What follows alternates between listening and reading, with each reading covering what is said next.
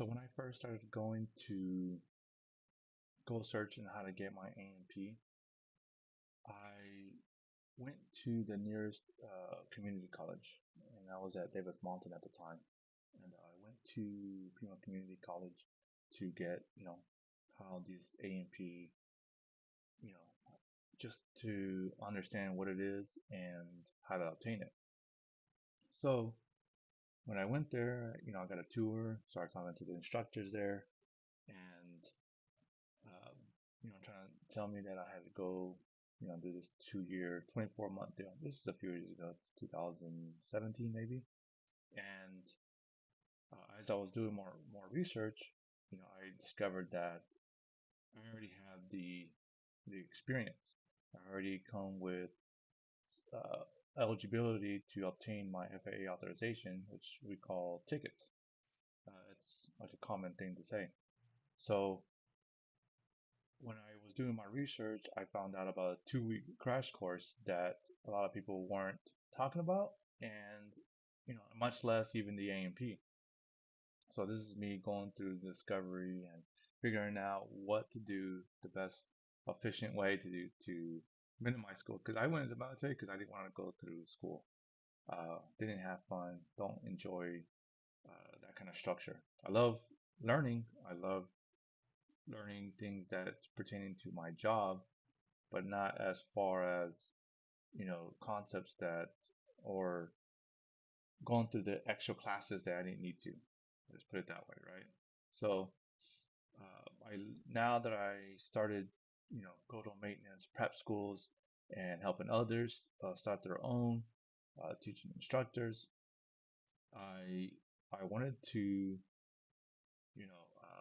figure out a way out on help trying to help others, and I was doing that with, helping the liaison of Davis Mountain that he was already helping maintainers get their A&P, and we had a great communication with Scottsdale when I first started doing this, and helping guys with their checklist, helping guys with what they needed to do to pass the interview or get the okay from the FAA aviation inspectors to check you off, right? And it seems like it's still that situation where when guys go to these schools and they don't tell them about the 2 week program. They don't talk to them about how to you know uh, make it efficiently, and that's okay. They even though that it's a nonprofit, even though that it's a government institution, they still need to make money. They still need to pay their instructors. They still need to pay for the lights, and I get that part. And so I'm here to tell you that most of you come with experience. There was a study that was done that 22,000 aviation maintenance technicians are trained in the aviation maintenance field. So I wanted to, be more talk about this because unfortunately, when I was coming up in the 15 years that I served, nobody talked about A&P, and I want to make a change on that to grow the awareness. And the other thing was that nobody talked about, hey, how can I, as a military maintainer, go out and get a high paying job, get into the airlines, get into those fields because I didn't know about these things. I didn't know about how to do that. So um, that's why I'm building a community to have these discussions that we as a maintainers can come together and have these conversations because there's still a lot of things that I don't even know about. There's still like, you know, they talk about it's all about networking, and it is. Networking is a big deal, and that's what I want to create is this movement where maintainers can come to a community and say, "Hey, I'm looking for this or that," and not just to be about heavily, you know, controlled by a certain company that has their interests because they're all trying to bring great talent into their pipeline to so the companies can hire, and nothing against that, but I wanted to be a place where This is not about, certain recruiters or a place where you just unaware of one thing. I want all the information to be out there. It might be a little overwhelming, but it'd be easy nowadays. There's tools like search. Hey, I'm looking for a job out in, Dallas, Texas. What opportunities? And sometimes it's not always about the pay. It's about the culture. It's like because if there's a high paying job, but they're just not being happy in that culture, I don't want to steer people that way. I want people to be aware of all the opportunities, locations, sometimes about where the location's at, or working for a certain company, or working for a certain person, right? Uh, I love to work with people who are go-getters and have high expectations and high standards. I'm okay with that. And sometimes it doesn't come with high pay. That's okay with me too. If it fits my schedule, maybe I have another company I want to start going. I need the flexibility, or because in this location, this type of manager I like to work for. All right. So sometimes people love to do that. Maybe they're starting up trying to change culture and they're bringing on people where eventually there's some sort of investment in their time and their skills with this person that it will get better, and that's okay. So Um, so what I want to discuss here is things that you already have, the skills, the the soft skills, the and the hard skills that you already obtained, right? So that's what I want to discuss in this video is that you already have, and I'm gonna go into that.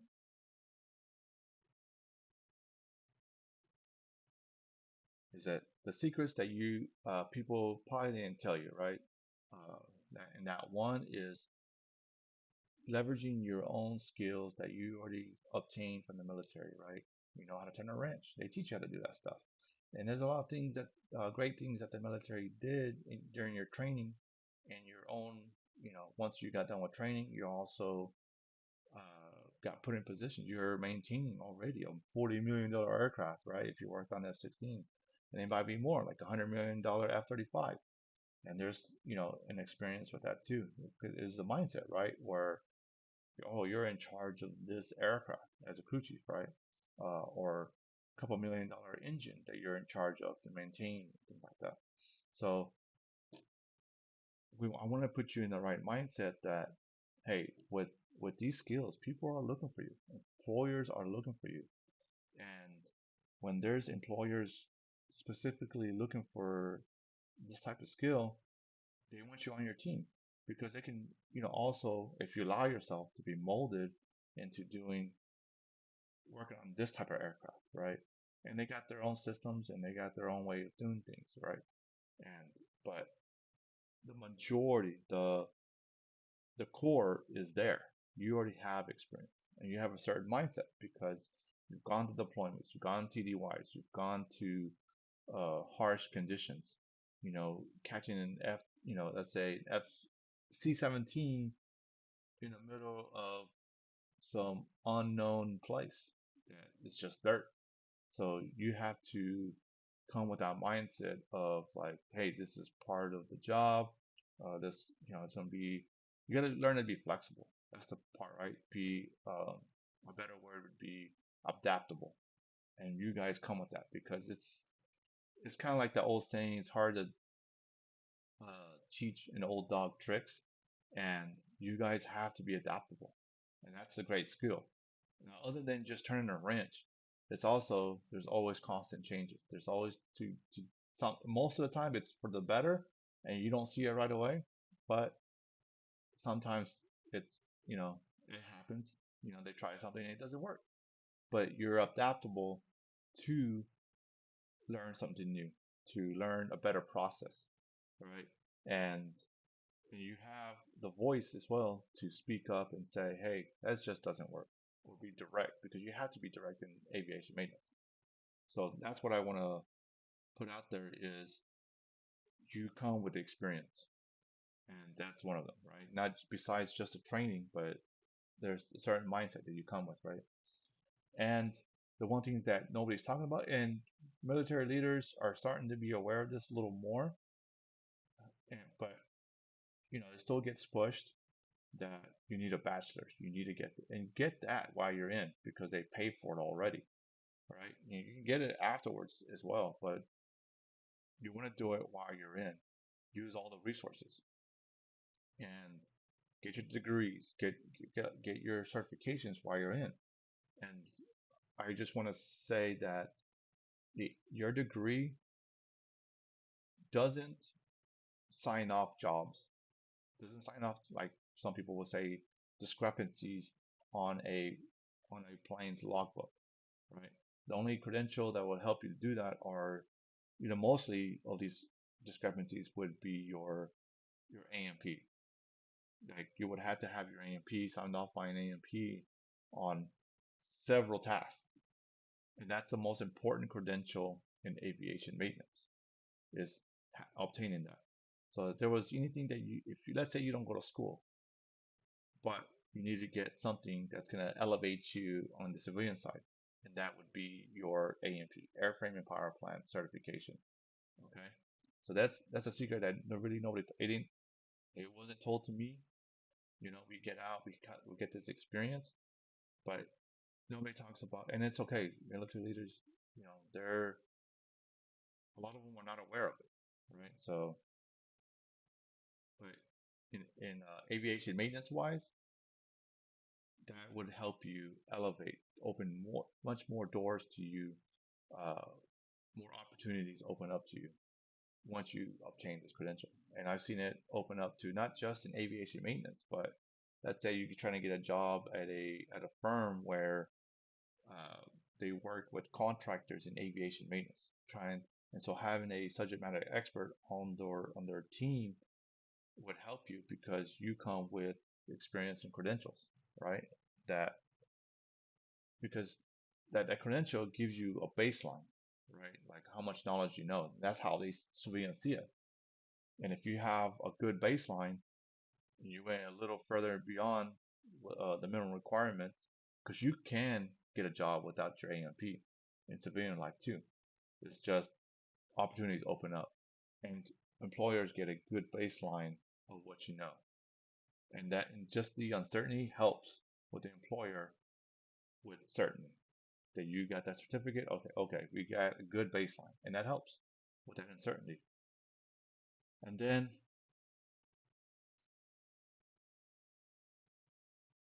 secret number three is how to successfully find an employer best that fits you and several lined up before you separate is, like I said, having that baseline. Get a LinkedIn because a lot of you guys are not on LinkedIn, you're still in Facebook, and that's okay. That's perfectly fine. It's just a lot of recruiters, a lot of companies are on LinkedIn looking for recruits.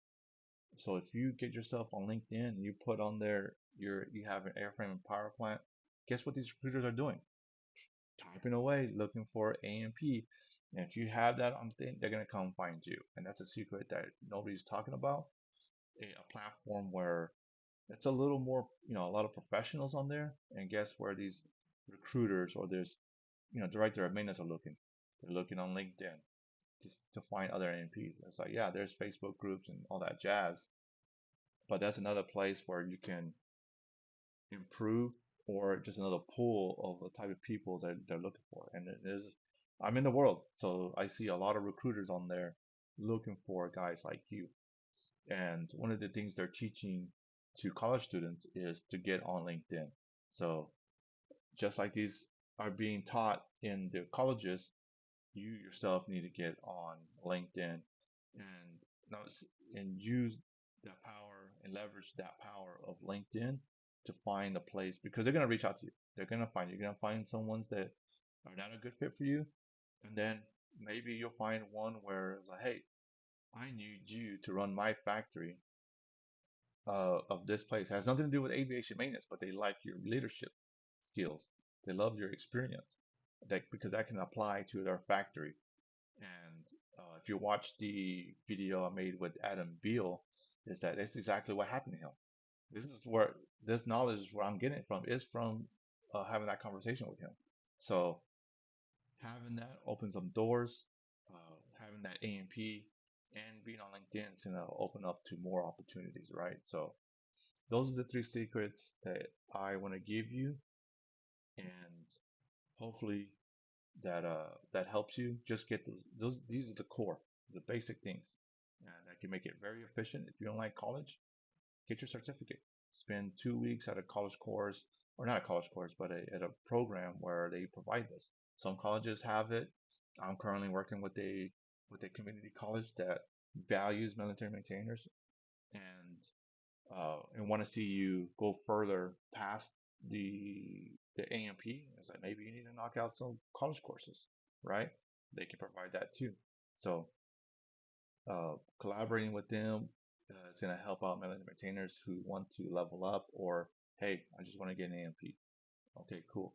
And there's some community colleges that are open to working with me to do that for them, or they can provide more classes for you to knock out to get your CCIF or your community college credits, or work towards a degree. There's schools like that, and love to work with those. If you're one of those, reach out to me. Open to helping you out. And if you're a maintainer looking to get your A&P, but you're can't make it to a prep course yet, or you're trying to get ready for a prep course, check out my school program, my A&P online course where they can teach you concepts, study, and if you want to do it yourself, let's connect, and I can help you through it. All right. So um, if you have some secrets, comment below, or like, what are some of your advice to these guys who are transitioning out of the military? And that's all I got for you. Thank you for this time, and take care.